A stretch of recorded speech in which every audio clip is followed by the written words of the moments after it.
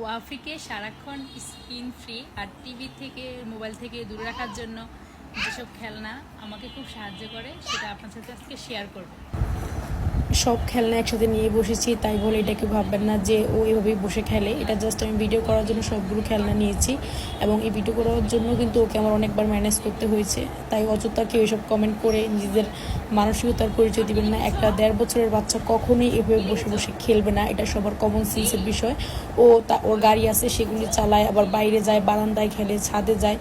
তো এর মাঝে মাঝে ওকে আমি এই খেলনা দিই, ও নিজে নিজে খেলে, আবার আমি পাশে বসে থাকি। তো সেটাই আর কি আপনাদের প্রথম যখন ওকে এই খেলনাগুলো দিয়েছি তখন ও তো সবগুলো ঠিকঠাক মতো করতে পারতো না, তো ও রেগে যাইতো, রাগ দেখাইতো। বাট আমি হাল ছেড়ে দিইনি, আমি আস্তে আস্তে ওকে শিখিয়েছি। আর এই যে আজকে এগুলি খেলতে পারতেছে বা মিল করতে পারতেছে, যেটাই করতে পারতেছে, এগুলো আসলে অনেক দিনের ফল, অনেক চেষ্টার পর ও আজকে এগুলো শিখেছে।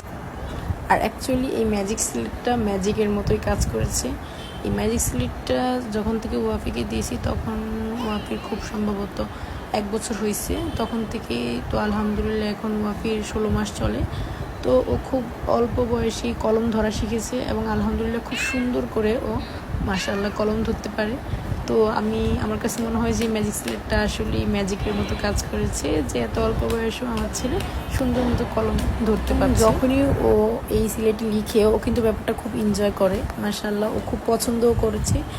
কলম দিয়ে একটু আঁকিবুকি করে আর বলে যে ও 3 লিখছে, মানে এরকম যাই লেখে আঁকে বলে 3। তো এবার আমরা ফুড কাট করব। ওয়াও, ঠিক আছে, করো, ফুড কাট করো, নাও। হ্যাঁ, কাটো। এটা কি বানানা?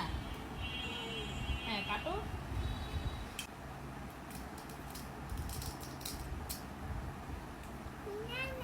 বানানা, হ্যাঁ বানানা। ওয়াও, কেটেছো মাস। এটা কাটো, এটা কাট করো। এটা কি ব্লুবেরি? ওয়াও, এটা কি ব্লুবেরি? এটা কি? হ্যাঁ, এটা কি মা? আম। এটা কি আম? ওকে। Wow, good job. অফি, এবার আমরা ফিশ ধরবো।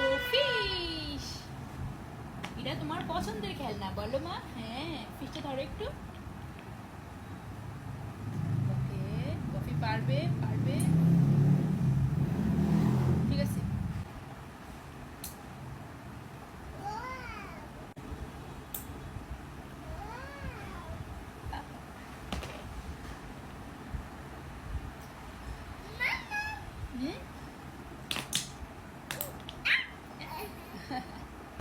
আর ওয়াফিকে এই খেলনাগুলো আমি অনেক ছোট বয়স থেকে দিয়েছি, আর এই খেলনাগুলো চোখ আর হাতের খুব ভালো সমন্বয় ঘটায়। আর এটা আমি আসলে খুব ভালোভাবে বুঝতে পেরেছি, কারণ খুব ছোটোবেলা থেকে ওয়াফিকে আমি এই খেলনাগুলো দিয়েছি। মাশাআল্লাহ, ও খুব অল্প বয়স থেকে এই খেলাগুলো শিখে গেছে। ওর হাত আর চোখের সমন্বয় আলহামদুলিল্লাহ অনেক ভালো হয়েছে এবং অনেক দ্রুত ডেভেলপ করেছে। বাচ্চাদেরকে এই টাইপের খেলনা দিতে পারেন, তাহলে এই খেলনাগুলো হয় কি বাচ্চাদের চোখ আর হাতের কাজ করাকে খুব দ্রুত করে, এবং বাচ্চাদের ব্রেন ডেভেলপমেন্টে খুব সাহায্য করে। তাদের ব্রেন তাদেরকে যেই সিগন্যালটা পাঠায়, তাদের হাত সেই কাজগুলো খুব দ্রুত অ্যাবজর্ব করতে পারে এবং ধরতে পারে। তো এইসব খেলনা কিন্তু বাচ্চাদের জন্য খুবই উপকারী। আর এইসব খেলনা আপনার বাচ্চাকে অসহনীয় করে তুলবে না, বাচ্চাদেরকে বরঞ্চ ধৈর্য শেখায়।